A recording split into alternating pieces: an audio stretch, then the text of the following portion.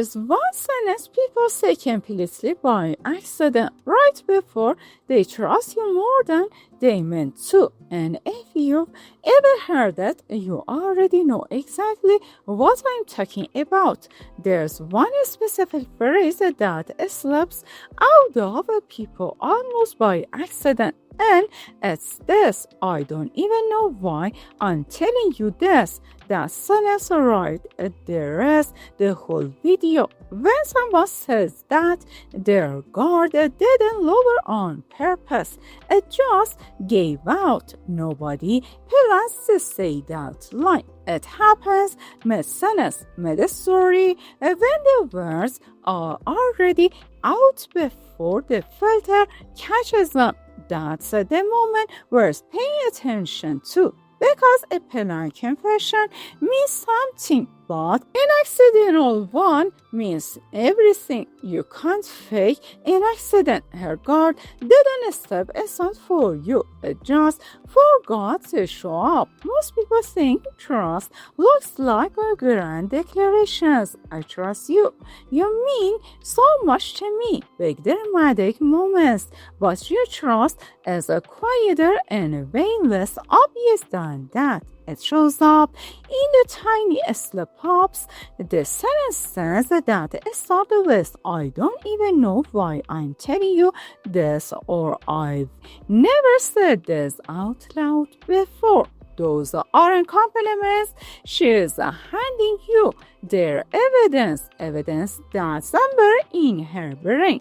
The part responsible for protecting her got quiet enough to let something feel through. That's not romance talk, that's neurology. Her defenses actually relax enough to leak the truth. Here's the part that makes this so interesting. Guardedness is a full-time job for most people. It takes constant mental energy to filter what you say, how you say it, and who gets to hear it. So when someone stops flirting around you, even for one sentence, that's not laziness, that's relief. Her brain got tired of guarding and decided you were worth guarding against. Think about how exhausting it is to watch your words 24/7 with everyone in your life. Now think about the one person you don't have to do that with. That person got an exception. If you're getting unfiltered sentences from her, you're that exception. If this is a heading close to heart, drop a like right now. It's honestly the only thing that helps this video reach more people who need to hear it. And hit subscribe if you want more of this kind of stuff. Let's talk about what happens right after she says something like that, because the follow-up matters just as much as the phrase itself. Watch her face immediately after. Does she look a little surprised at herself? Does she laugh it off nervously or say, forget I said that? That reaction is actually a good sign, not a bad one. It means she caught herself being real before her guard could catch up and stop her. The panic afterward isn't regret about you. It's her noticing her own was a slip, and was only a slip around people who feel undeniably safe, even if she hasn't consciously admitted that to herself yet. Here's something almost nobody talks about: the timing of when these phrases came out matters more than the phrase itself. If she says, I don't know why I'm telling you this during a calm, ordinary moment like making coffee or driving somewhere boring, that's actually more powerful than if she says that during some emotional deep conversation. Why? Because deep conversations are accepted to produce vulnerability. That's their whole purpose, but random. Boring moments aren't supposed to crack anyone open. When vulnerability shows up uninvited during nothing special moments, that tells you her guard isn't situational anymore. It's just down period. What's the one thing you've never told anyone except the person you trust most? Let's get into the biology behind this because it actually explains everything. And when someone feels unsafe, their brain runs on cortisol, the stress hormone that keeps you alert, conscious, and filtered. And when someone feels genuinely safe, oxytocin takes over instead. The hormone connected to trust and bonding. Oxytocin literally makes people more talkative and more willing to share information they don't normally hold back. So when shares explain random thoughts and secrets around you without a meaning to, that's not just emotional, that's chemical. Her body switch normal systems around you. That's not something she can consciously control. And that's exactly why it matters so much. Here's a trap a lot of people fall into. They think being guarded looks obvious, like crossed arms or short answers, but high-functioning guardedness is way secure than that. Someone can smile, laugh, keep the conversation flowing perfectly, and still be completely walled off. Underneath said, the guard isn't in her tone, it's in what she is willing to say. If every conversation stays at surface level, if she never says anything, she seems surprised. She said that's the sign of someone is protecting herself. No matter how warm the conversation feels on top, warmth and openness are the same thing, and mixing them up is where people get confused. Now here's the flip side.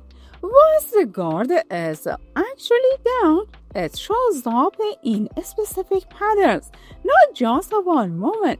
Watch for repeated phrases like "I never tell people this" or "This is kind of embarrassing, but I trust you." If that kind of language starts showing up more than once, that's not a fluke anymore. That's a pattern.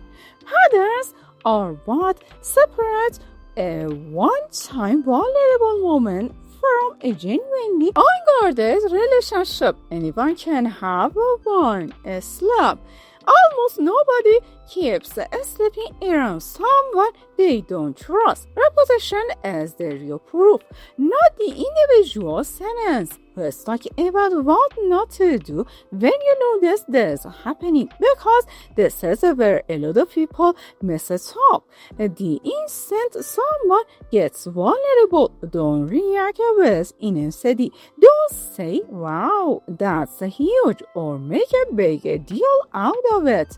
That kind of reaction actually rebels the guard instantly, because now she feels exposed, like she handed you the spotlight instead of a quiet moment. The right response is almost boringly calm. A simple "yeah, I get that," or just letting the moment pass naturally. Calm reactions are what make people keep opening up. Big reactions are what make people slam the door shut again. Here's something counterintuitive. The phrase itself matters less than what comes right after it in the conversation. If she says, "I don't know why I'm telling you this," and then keeps going, keeps adding details, keeps touching, that's the real signal. The pause and continue pattern is huge. It means that the initial panic passed and her brain decided it was fine to keep going anyway. That's her guard testing the water, dipping a toe in. and deciding to stay in longer. If she stops completely after the sentence, the guard caught itself in time. If she keeps talking, the guard lost that round completely. What's the best thing you said to someone that you didn't even mean to say out loud? Let's talk about comparison for a second because this is where things get really clear. Pay attention to how she talks about you compared to how she talks about literally everyone else in her life. Does she edit stories when she's telling other people about her day, but tell you the messy, unedited version? Comparison is one of the most reliable tools here because guardedness isn't universal, it's targeted. Some people are guarded with almost everyone and only unguarded with one or two people total. If you're one of those people, that's not small, that's rare. Most relationships never reach that level, so noticing it matters. Here's a phrase pattern worth watching closely. Wait, I've literally never told anyone that. That's different from the general. I don't know why I'm telling you this because this one is specific. It's comparative and it's usually said with a little bit of shock in her own voice. When someone says this, they're literally recognizing in real time that you become the exception to a rule they didn't even know they had. That kind of realization tends to deepen the connection instantly because now she is not just being open with you, she is aware that she's only open like this with you specifically. Let's shift into daily life for a second because this isn't just a theory. This is something you can actually use if you want someone to feel safe enough to drop their guard. Don't chase the vulnerable moment. Create a conditions for it. Instead, boring, low-pressure environments work better than intense, deep conversations, car rides, cooking together, working somewhere with no destination. These environments lower everyone's guard naturally because nothing about them feels like an integration. If you want more of these unguarded moments, stop trying to force deep talks and start creating more ordinary, pressure-free time together instead. Here's another underrated signal: humor. When someone's guard is up, their jokes tend to be safe, generic, the kind of humor that works on anyone. But when the guard drops, humor gets weirder, more specific, more "I can't believe I just said that out loud" territory. If she starts making jokes that are a little too honest, a little too specific to her own insecurities or fears, that's not just funny. That's vulnerability wearing a disguise. And people joke about these things they're actually scared to say seriously. Weird specific humor is often guardedness, looking out sideways instead of head on. Let's talk about eye contact for a second because this ties directly into the guarded versus unguarded conversation. Watch what happens to her eye contact right when she says something vulnerable. Does she look away immediately, almost like she's embarrassed, or does she hold eye contact through the whole sentence? Looking away afterward isn't necessarily bad. It can just mean she is processing her own honesty in real time. But holding eye contact through an unguarded sentence is actually rare and more telling because it means that she is not just saying the vulnerable thing. She is comfortable being seen while saying it too. Have you ever caught yourself trusting someone before you even realized it was happening? Here's something that trips people up constantly. They assume vulnerability equals attraction, but that's not always true, and mixing those two up causes a lot of confusion. Someone can feel completely emotionally safe with you and still not be romantically interested. Safety and attraction are two separate systems in the brain. This matters because you shouldn't read every unguarded moment as a romantic signal automatically. Pay attention to whether the vulnerability comes with warmth, lingering conversation, and personal curiosity about you too, versus vulnerability that seems one-directional. One-directional vulnerability can just mean trust. Two-directional vulnerability is where the real romantic signal usually lives. Let's get into something practical now. How to actually respond when you get one of these unguarded moments, because most people either overreact or completely miss it.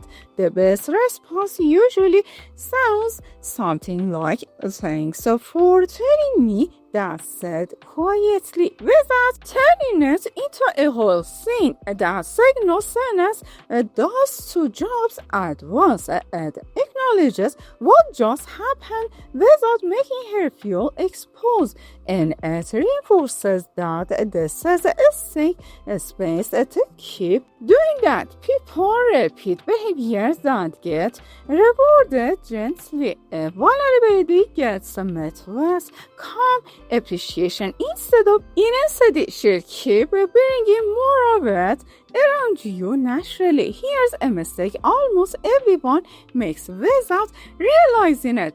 They bring up the vulnerable moment again later, like, "Remember when you told me that thing?" That feels harmless, but it can actually backfire hard.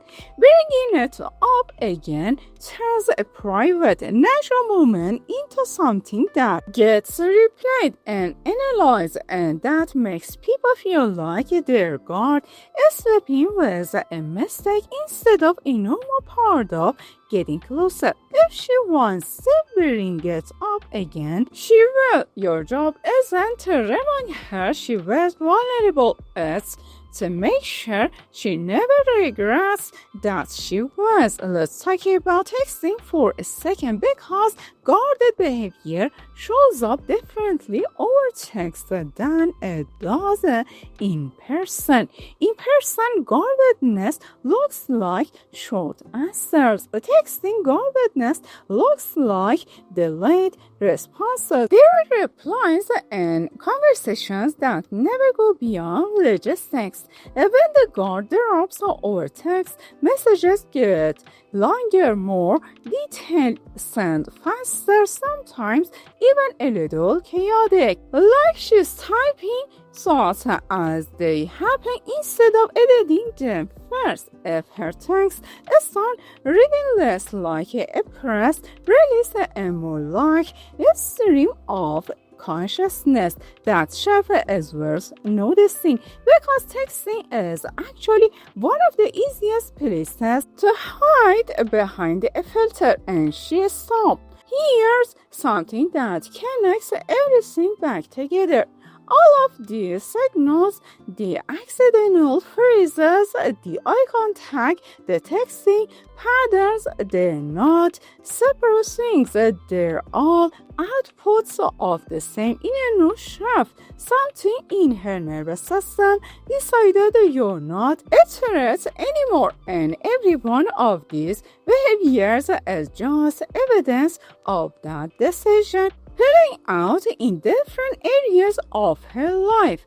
That's actually the most useful way to think about all of this.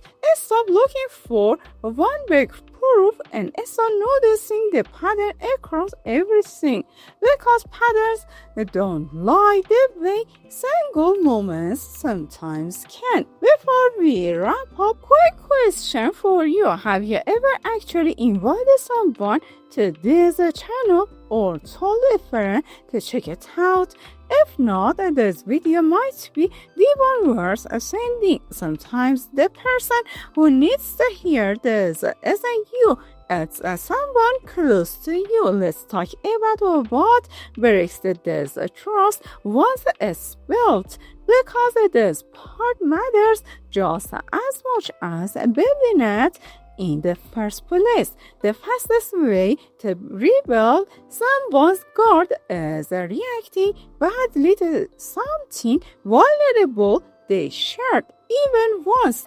If she tells you something private and later feels like it was used against her, joke about or brought up during an argument, her guard doesn't just go back up, it goes up higher than before, because now there's proof that vulnerability has consequences. Protecting what people share with you isn't just polite, it's the entire foundation that determines whether they keep sharing at all. Here's something worse. Remembering guardedness isn't a personality trait, it's a response to experience. Someone who seems closed off with you might just be closed off because of what happened in past relationships, not because of anything about you specifically. This matters because it means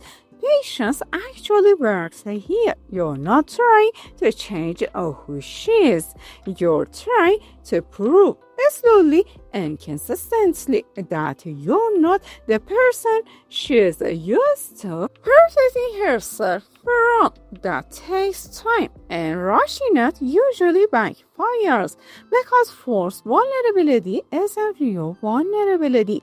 It's just pressure wearing a nicer outfit. Let's bring this back to something you can literally do this week. Next time she says something and immediately looks like she surprised herself, don't chase it, don't analyze it out loud. Just let it exist. Respond normally. Keep the conversation moving and resist the urge to make it a big moment. That restraint is actually what builds trust faster than anything else, because it proves you're not going to turn her honesty into a performance. People keep opening up around people who don't turn vulnerability into a spotlight. Restoring more than words is often the real signal that makes someone feel safe enough to keep going. Here's the last piece of this puzzle, and it's the one people miss the most. Guardedness dropping isn't a finish line, it's a rhythm. Some days she'll be completely open. Other days, the walls will come back up a little, and that's not regression. That's normal. Emotional safety isn't a switch that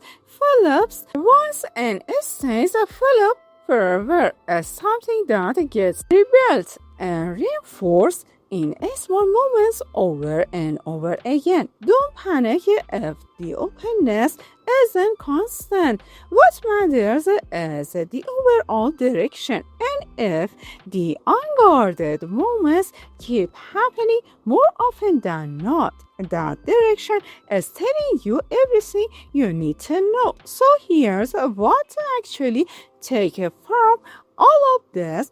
Stop waiting for someone to announce that they trust you, because that's not usually how it works. Watch for the accidental sentences, the surprise pauses, the humor that gets a little too honest, the text that stop sounding edited. Those small uphill moments are worth more than any big declaration, because they can't be fake and they can't be planned. If you start noticing these signals in your own relationship, you already have more information than most people ever bother to look for, and that puts you ahead of almost everyone else guessing in the dark. Your trust doesn't show up in big declarations. It shows up in the small accidental moments when someone's guard slips without them meaning it to. Watch for those unfiltered sentences, the surprise pauses, the honesty that sneaks out sideways. That's how you know someone truly feels safe with you. So here's something interesting. There's actually one specific gesture, a genuinely masculine one, that female psychology shows miss almost any woman instantly, and barely any guy actually uses it. Most men skip right past that because it seems too simple to matter, but it hits different than anything else. I'm going deep into exactly what it is and how to use it in the next video, so I'll see you there.